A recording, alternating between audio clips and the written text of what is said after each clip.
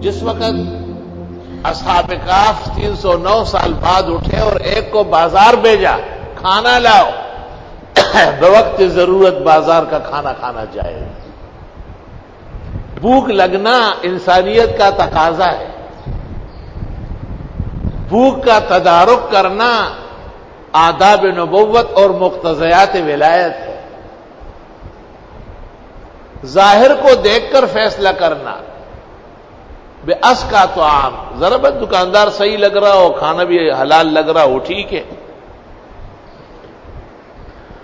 بہت زیادہ امعان میں جانا، تعمق کرنا یہ مناسب نہیں ہے ہر چیز۔